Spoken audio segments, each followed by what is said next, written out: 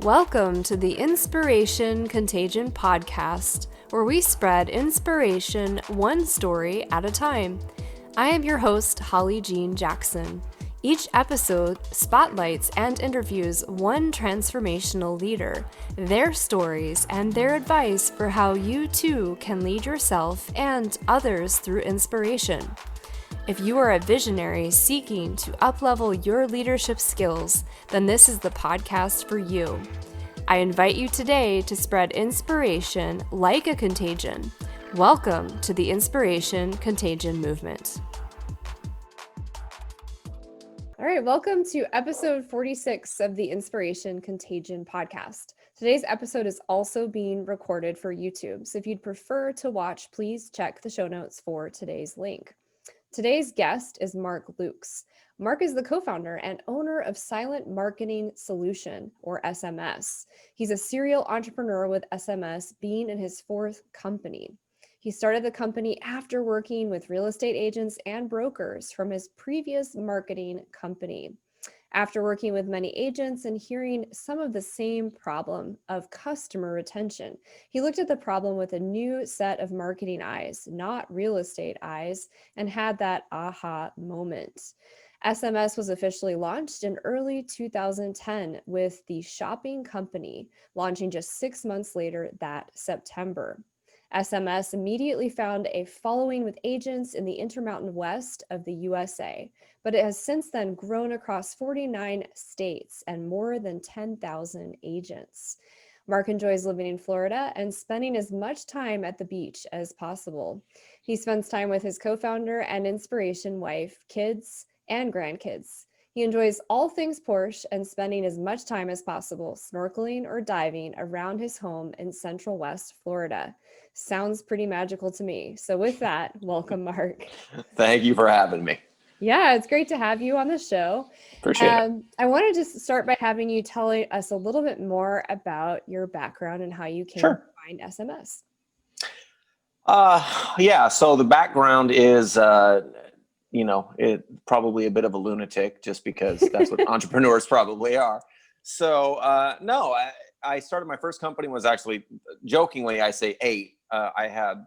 This was the 80s, not to date myself too much, but I had a little lawn mowing service. I had 4 customers. I made $5 a week with the 4 of them, which, for the 80s, being 8 years old was like a lot of money. I was the only kid that could go, blow money on video games.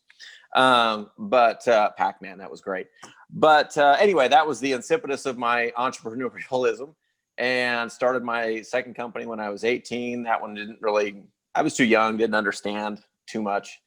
But my third company was called LMJ Marketing. And, I built that up over 20 years, had a great following, but eventually just kind of got burned out of marketing, websites and TV commercials and radio spots and all that. It just, after a while, it takes a toll. And I grew it to a point where I wasn't designing and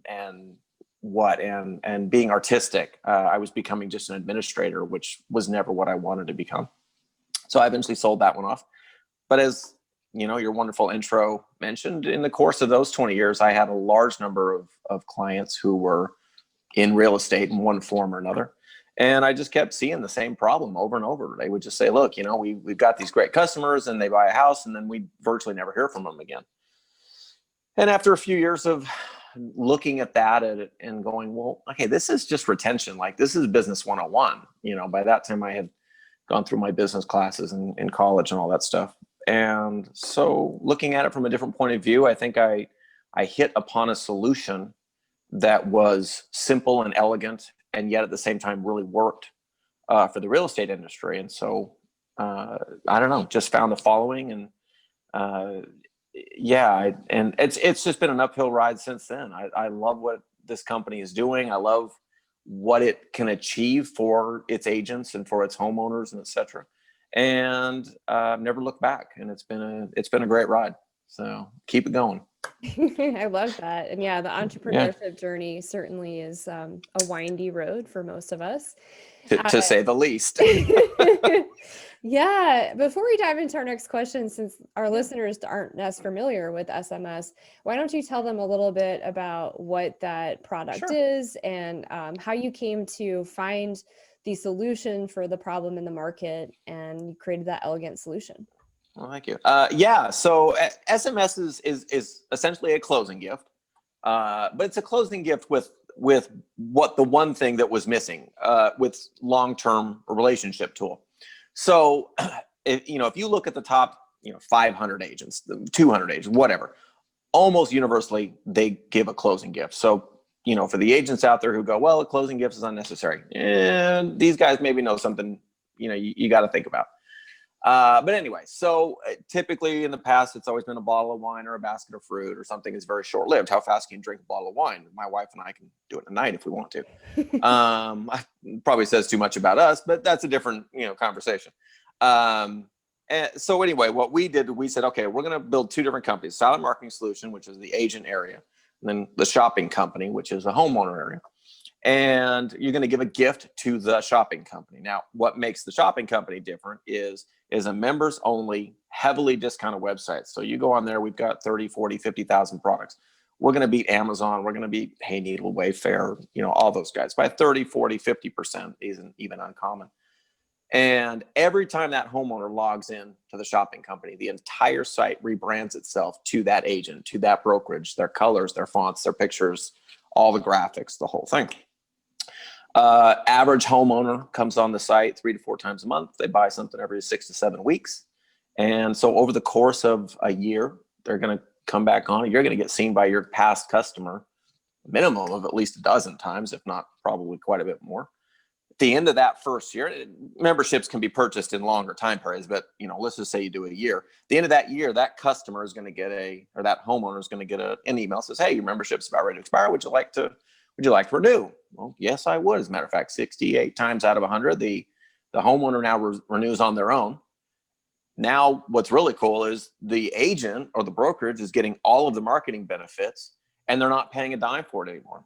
We have homeowners, customers who have been on the shopping company for, we've been in business 11 years. So almost all of that 11 years, 8, 9, 10 years. So this is a program that just works. And, we see agents that we've had now for a number of years said, yeah, the referral benefits are coming in, and we're seeing all these things just begin to work on their own.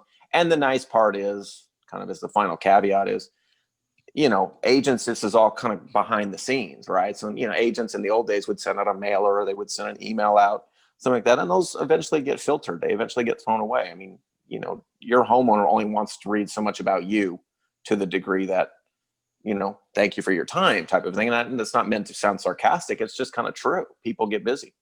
What we're doing is saying to those homeowners, you're going to shop.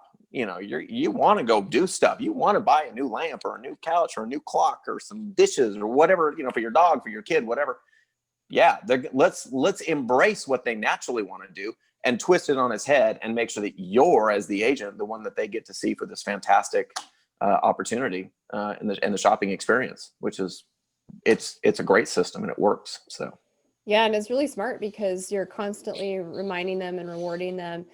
Sure. And they're buying things for their home. So Yeah. when they're ready to buy again, they're like, oh, well, maybe I should work with that same agent that's been so Absolutely. helpful. Well, yeah. And then, to kind of follow up, I mean, those homeowners are going to get emails every, 10, anywhere from 7 to 10 days, what we try to average. So the new products, your spring line of outdoor furniture is coming out, or new dog stuff, or new, all kinds of stuff. I make the running joke that, how many agents have ever thought about giving, jewelry or a dog door or bed sheets, to their customers? And it's, luckily no agents ever raised their hand, because we'd have to have a very different conversation if they'd been buying bed sheets, but at the same time, this is what your people buy. This is what they need when they move in, right? I mean, give them the opportunity to get their own perfect closing gift and to fill that house how they think is best for them. And it takes all the pressure off you. What if they're ex-alcoholics? What if they're allergic to gluten or something? Muffins not so good, right? Take all that pressure off yourself. Just give them the membership. Let them choose. So.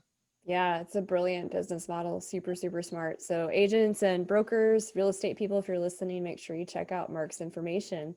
Thank you. So, Mark, I wanted to ask you, you've already shared a little bit about this, but what makes you such an inspirational leader, or what's your secret sauce? Well, I think on a business level, I'm going to kind of just drill down to that. Again, this is not my first company, and so I learned a long time ago that I'm not the most brilliant guy in the world. I understand that about, any owner who says I am, the guy, I am the person. They get out of here. You're not. Everybody needs inspiration. Everybody needs a different train of thought. Um, an owner who gets too locked into a certain path may miss other things completely. So I think what do we say without trying to sound too self-serving, my ability to understand that I am not the smartest guy in the room sometimes is an asset. Um, you know, you got to listen. You got to keep your ears open, because your customers, your employees, your people, you don't need, maybe just walking down the street, they might give you an idea. They might lead you in a direction that turns out to be a good one.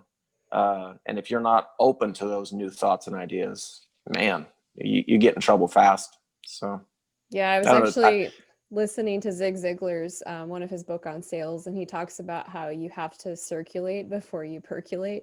And what Oh he's yeah, basically saying is you need to listen, obsessively listen, not just yeah, for the prospect or not just for the sale, but also for the idea, because ultimately being in the sales industry and making a business work is about mapping the actual problem or the need and right. having a solution that works for that customer. Exactly right. I had a friend of mine who was a salesman. He had been for years, and his truism was every customer will buy something if you just know when to shut up. They'll tell you what they want. They'll tell you what they need. Just stop talking for 5 seconds and listen. It's a big deal. So Yeah. Yeah. Well, and like you've been sharing, you're not just sharing like what the actual product is, you're explaining the solution and the problem, the benefit that it's solving and what it's providing versus just simply saying, yeah, this is the tool. Like there's a right. lot behind that. And that is part of your secret sauce is the Yeah. listening and pivoting. Yeah, absolutely. Well, we've had agents over the years literally reach out. I mean, I've gotten personal emails from agents going, God, we really wish the site would do this. And we kind of look at it and go, hey, that's a great idea. And so we've done a number of them where, the latest one, and that we actually did a video on our website or on our YouTube channel. And it was an agent up in Michigan. And she said, I need this logo and this logo. Cause on the site, there's, the various corporate logos that are required, by the real estate companies usually. And then maybe an agent has their own personal logo. She goes, I really need it to be separate. Well, that's a great idea. Can't believe in 8 years nobody's asked us to do that. Okay, let's do it. So it took us a week or so to get my guys to revise the website a little bit, but it's been something now that's been utilized who knows how many times. So that, and good for her for reaching out to us and letting us know she wanted it. We appreciate it. Yeah, that's amazing. Yeah, that's where we find inspiration and we get ideas is from listening to our customers and listening to the people we're serving. So it's great you're doing that. Yeah. So I also wanted to ask you, what specifically does inspiration mean to you? That's a good one. Boy, you hit me out. That came out of left field. Inspiration. I, I think I love it when I can make a difference.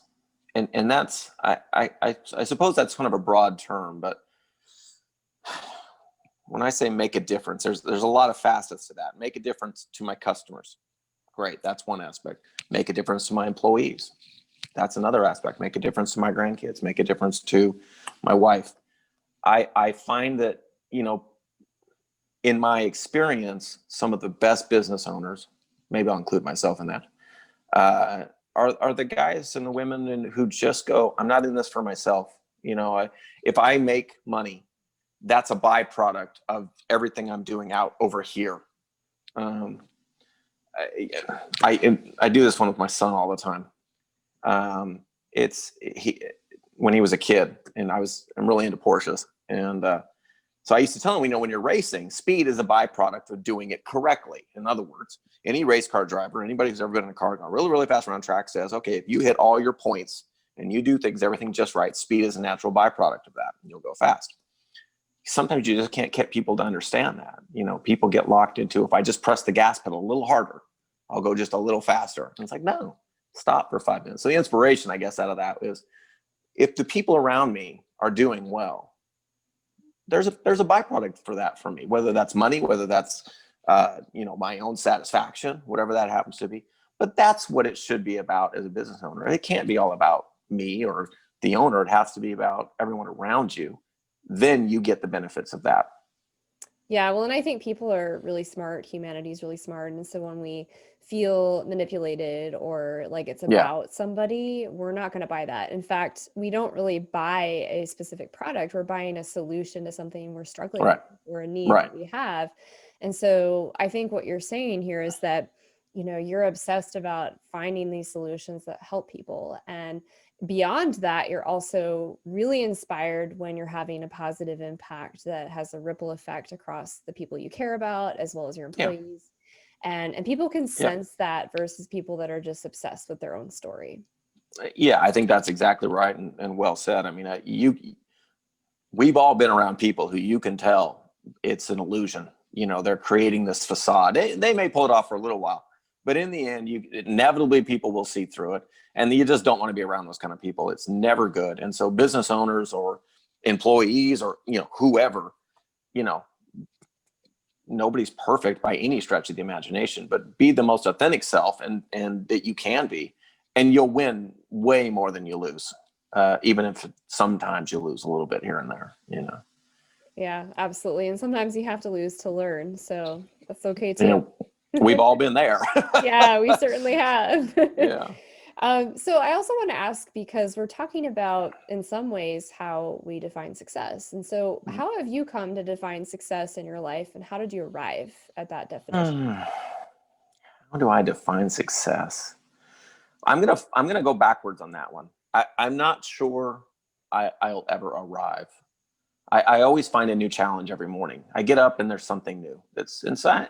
The challenge is probably as much important. Well, that was a lousy way to say that. Is as important to just getting up, that drive, that you wake up every morning with that drive to do something a little better, change directions, whatever. So I'm not sure for me personally, I will ever get there. I mean, I'll probably be 96 years old laying on the beach, and the drive will be, can I make it to the water? Hey, take the small victories if you make it.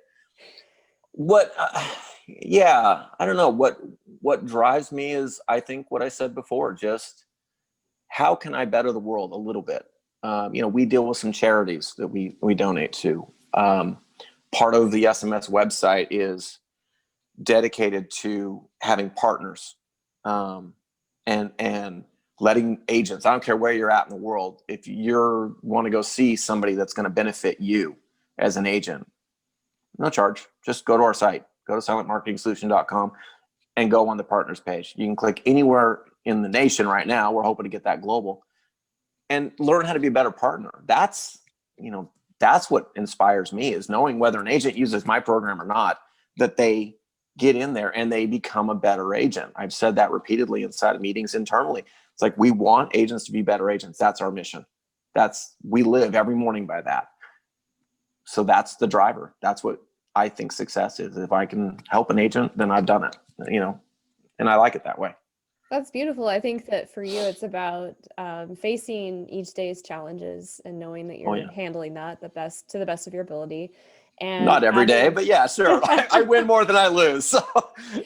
We all have those days. Let's be real. Yes, we do. Trust me, I've had many of those days. And could have done that. Yeah.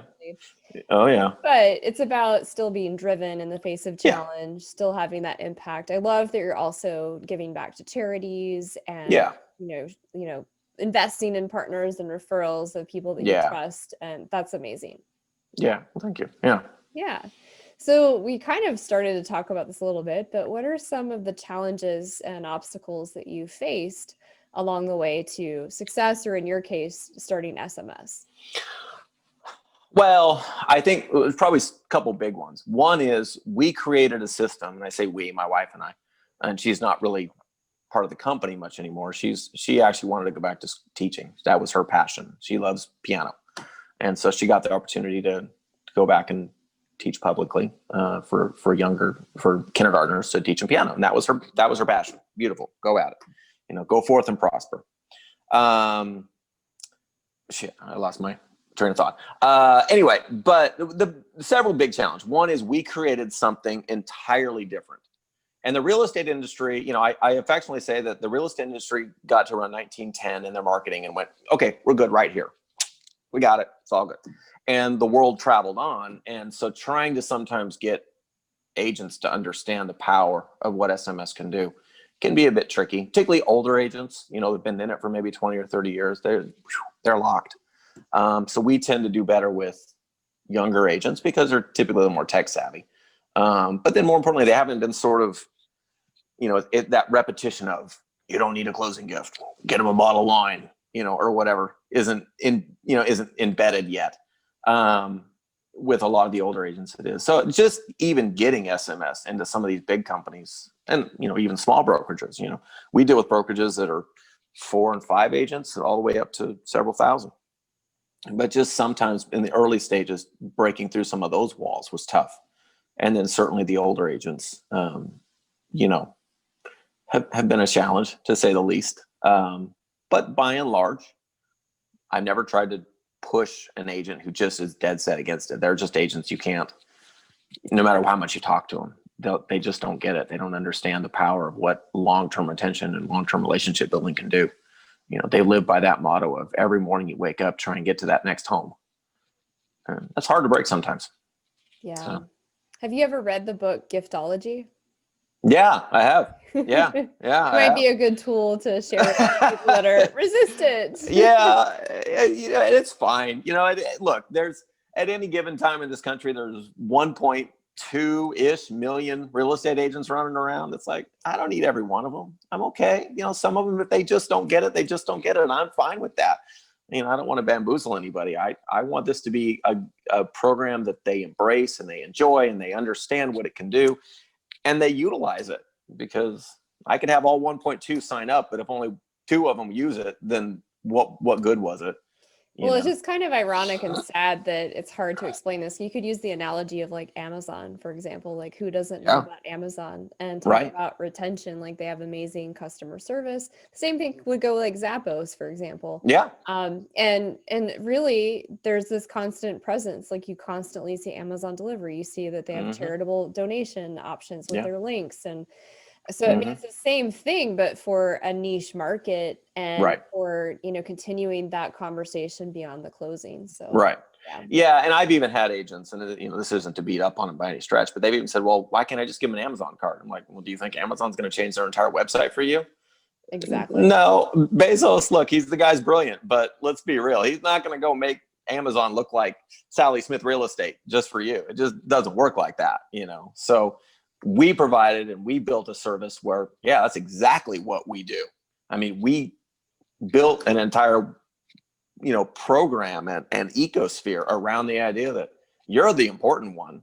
The homeowner gets all the benefits, but you're the important component of that. And well, it's ironic. That's always bringing up Bezos. I'm reading the Bezos letters right now, and are you really? Yeah, from what you're describing, you're using several of his principles for successful business. So it's kind of Well, it seems ironic because when we started SMS and we started the shopping company, really, Amazon had only been around as a true force for less than a decade. I mean, I can remember even as I don't know, probably as we were building the original site, because we revamped it a bunch of times, they were still just selling books or something along those lines. And now Amazon's a behemoth, which good for him.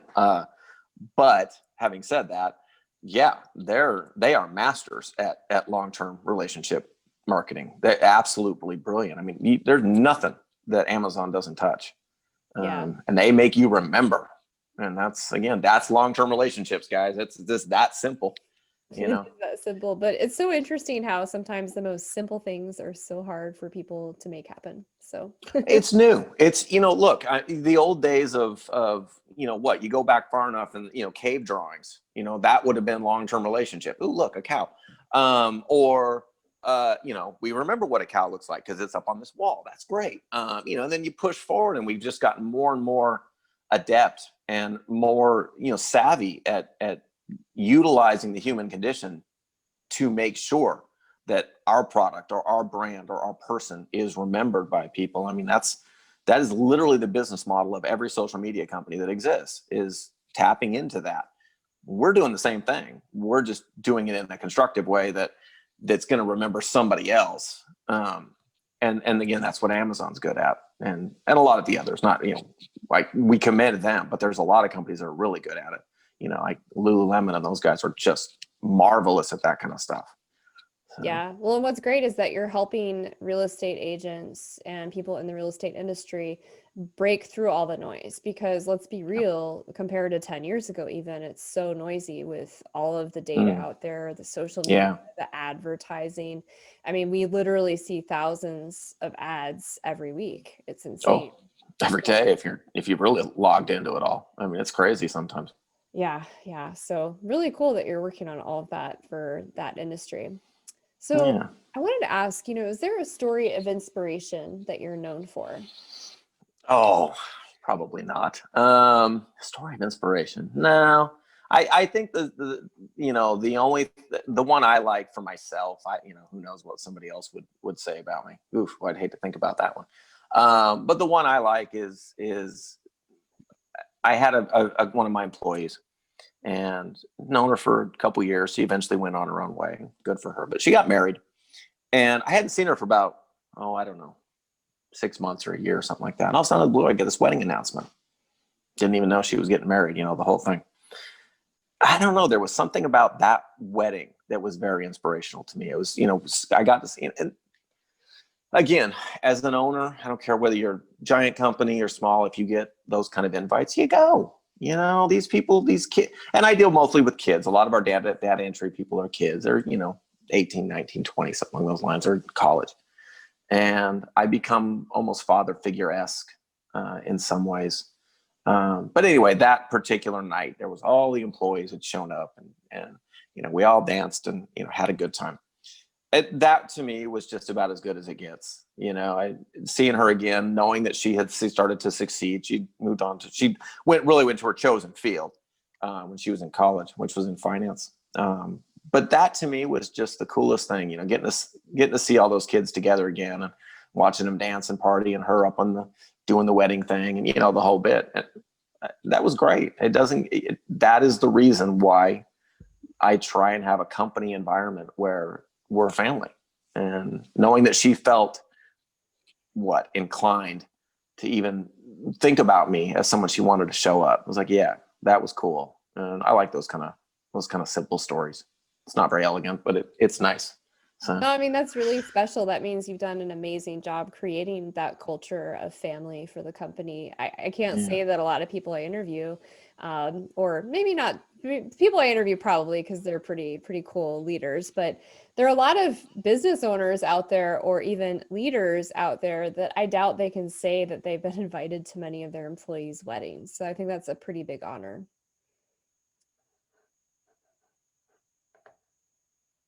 With, but I've been fortunate with, I would suspect 95, 96% of the business owners and a lot of levels and whatnot would do what I did. That they're there for their employees. They really are. I find that business, particularly small business owners maybe, but particularly business owners, they're generous. They give their time. They give as much attention as they feasibly can.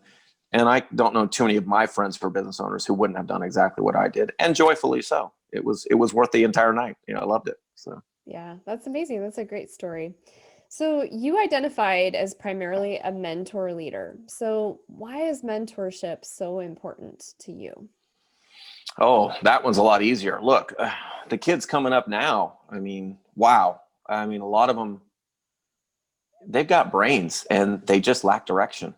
I don't know where that comes from. I grew up in a very different time. I mean, I have this running joke with all of my team. It doesn't matter whether they've been with me for 2 days or they've been with me for 5 years. I come from the old axiom from my grandfather, who was, if you're not 5 minutes early, you're 5 minutes late. That's just how I grew up. Man, these kids, it's like just getting them to put down their phones is hard enough.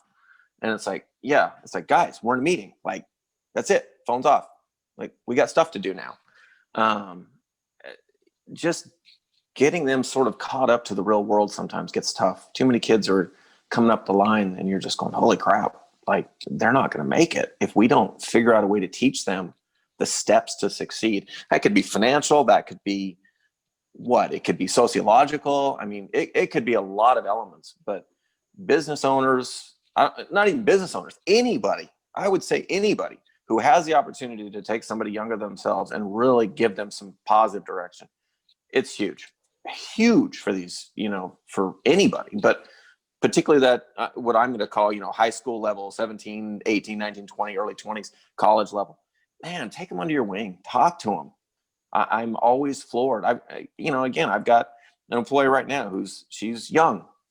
What is she? Kayla's, I think she's she's 18 now, 19. Anyway, she texts me sometimes. She didn't know anything about credit. I said, okay, go to Credit Karma, go to Experian, download the app, start figuring it out. And she calls me all the time. Okay, well, I did this and this is great. And that girl in 10 years is probably going to be a millionaire because she's really got it down. And she didn't know squat about finances and credit coming up through her parents or through school. And I'm not trying to bash on however her upbringing was. It was more like she needed help. She's got to get taught that kind of stuff. And man, if you get that option, do it. It's a good feeling too. It really is. Yeah, well, and to like kind of harp on that a little bit more, it's not really, it used to be more community based, Yeah. right? So raising people and kids in the world was more community oriented. Sure. And we're seeing less and less of that. So mentorship is more important today than it ever has been because there's like more of this division of not having neighbors as involved in children's lives. Yeah. Well, and I think even worse is there seems to be, at least on the outside, there seems to be almost a desire to want to break us apart. And I don't know why. I don't know where the benefit is in that for anybody. Everybody has differences, certainly. All my employees and I have differences. It doesn't matter. We've all got a little bit of differences, but I don't know, beating each other up. I can't see where that's going to turn out good for anybody. So yeah, I just don't. It's not worth it. I agree. And having differences of opinion, differences of thought, diversity of thinking actually is incredibly valuable because it allows us to come up with new ideas, new innovations, fresh perspectives. And I agree, there seems to be this underlying weirdness in the world of people becoming more and more isolated and not coming together.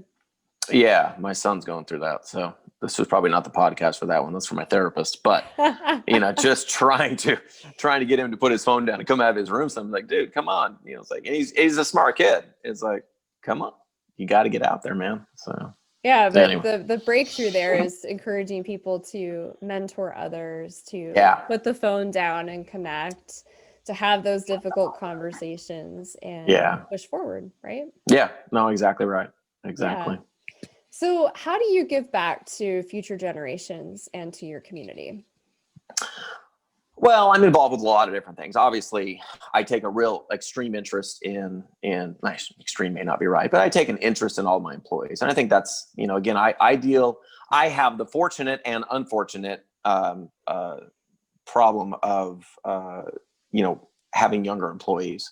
And that provides a lot of solutions to things and also provides me a lot of headaches. But I do enjoy it. I just think working with them, that's the biggest thing.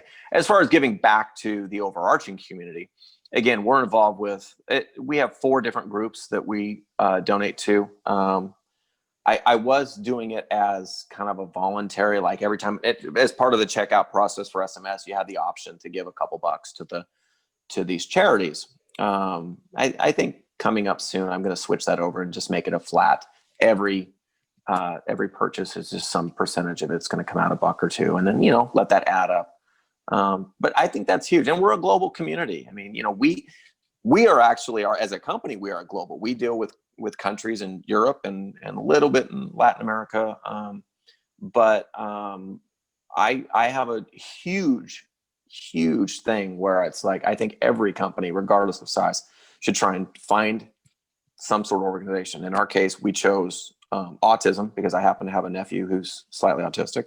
My wife is a huge fan of animals, all things furry. So we got one of that. And then another one that I'm very fond of is PTSD. I've had family members that were suffered from that. So obviously I'm very passionate about that.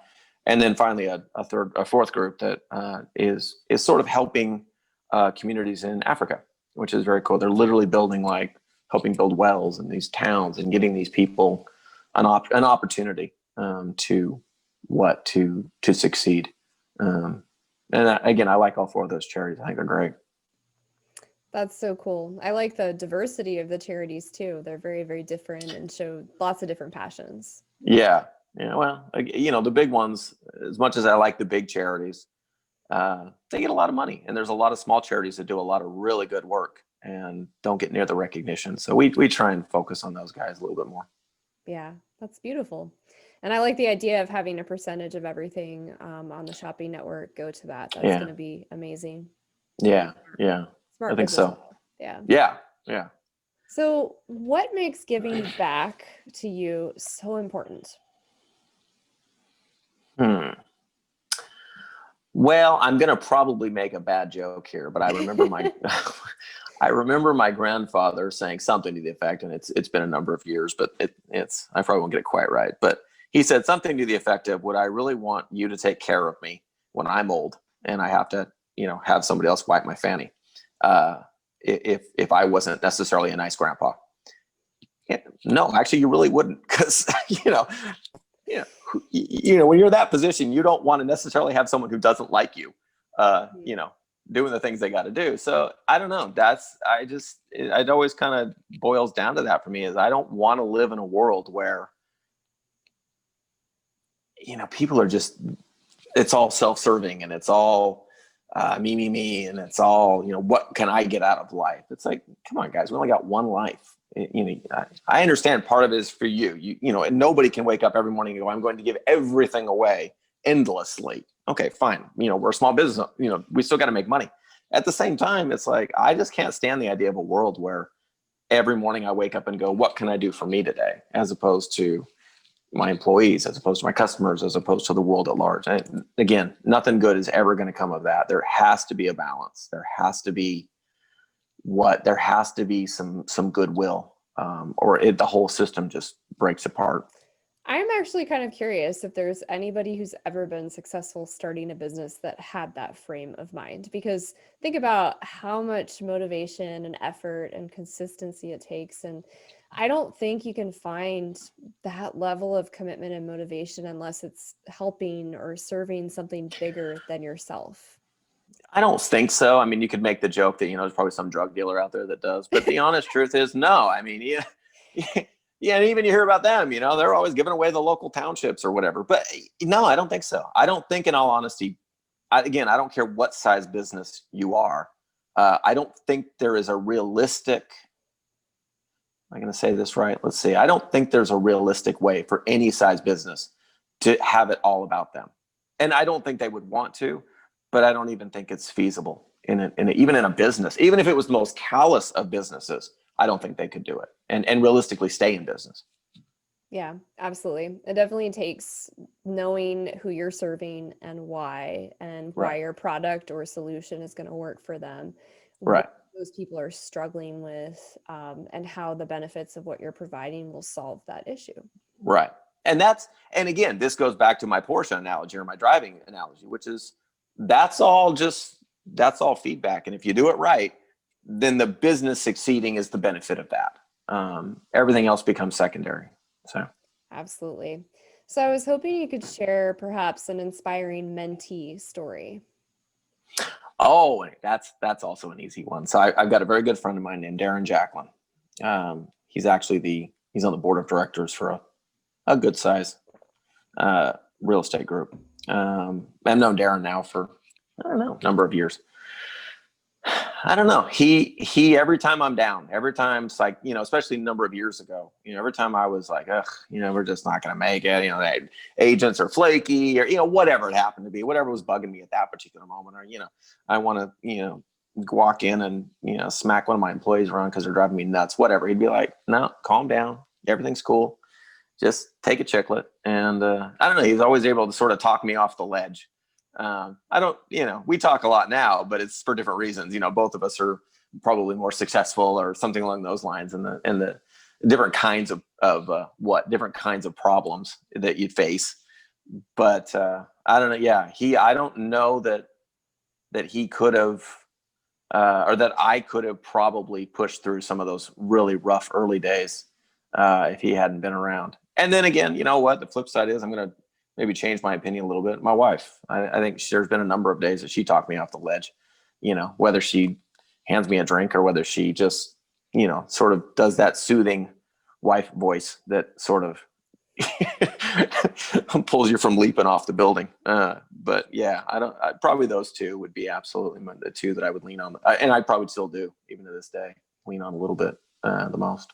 Yeah, I love that. And it really is necessary to have your continued mentors around you, even when you're mentoring others, because we're always growing. And the day we stop growing is just the day we've stopped making progress, and we're not really fully living, if we're being honest.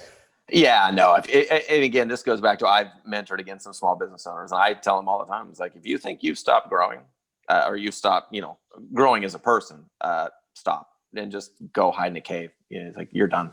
I don't care whether it's personal or business. Yeah. If you think you've done it all, you're already done and you don't even realize it yet. And that's even a scarier thought. So. Yeah. So if you're listening, make sure you're continuously learning something and trying to keep that youthful learner inside of you alive. Yeah. So Mark, this has been great. We're going to dive into the lightning round questions. Yay. Ready? If I can do lightning, sure. Hit me. What's your favorite book? Oh, favorite book. Oh, come on. That's just cold. Okay. This is going to date me again. Agatha Christie's And Then There Were None. Love it. I love that book. I don't know why. I can read it. I even know who does it now, and I still read it over and over again, like I've never read it before. So love it. That's great. What networking or community group do you love most? Probably LinkedIn is what I'm most known for and attached to. I think they all have benefits and detractors, but LinkedIn's what I use the most. Yeah. I think that's how we met too. So that's cool. It may be, actually. I'm not sure I know. Crap. Yeah, I should.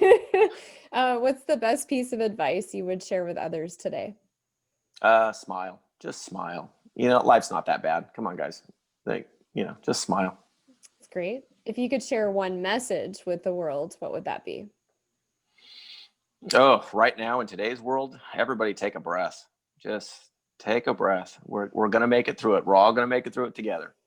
Take a breath. It's all good. I literally just took a breath as you said that. Like, oh, okay. It's amazing how that happens, huh? Just like natural. Yeah. And what's the legacy that you wish to leave behind? Personally, that I lived life to the fullest. I truly enjoyed life. Even if I died tomorrow, I'd be okay with that. From a business point of view, that I changed the industry, that I gave this industry the ability to think beyond the here and the now and look down the road for the first time ever, probably. I love that. That's beautiful. All right. So Mark has been really generous. He has a gift for our listeners. So he's offering a free 1-year membership for the first 3 agents who sign up with my name, Holly Jackson, in the program consultant form. So I'll have a link in the show notes for where you can sign up for that. So the first 3 agents get that free membership. Also, if you're interested in learning and following Mark, I'll have links to all of his LinkedIn, all of his other social media accounts, and his website in the show notes. Anything else you'd like to add, Mark? No, I just really appreciate you talking with me. It's been fun. Yeah, thank you so much.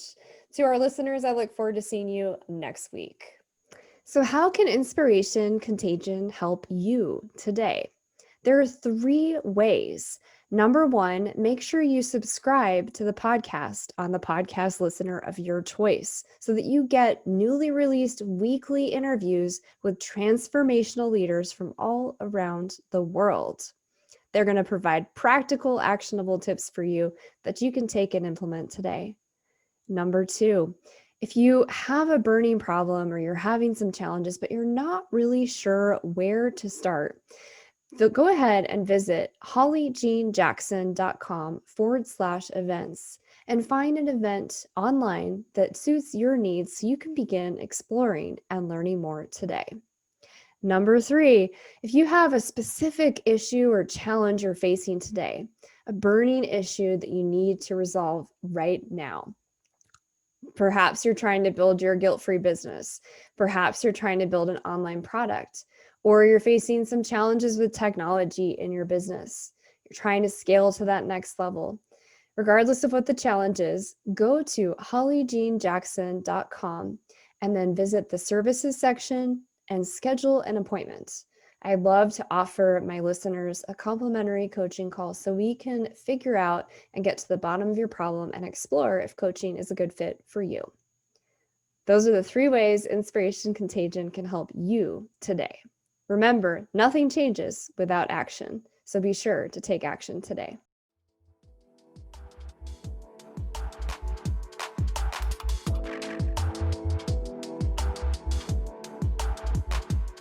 Thank you for joining the show today. I hope you were inspired. More importantly, I hope you take action.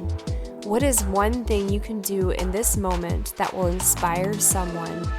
Without action, nothing changes. Be the change you wish to see in the world.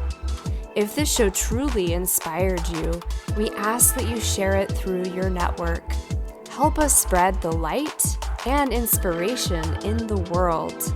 I look forward to seeing you here next week.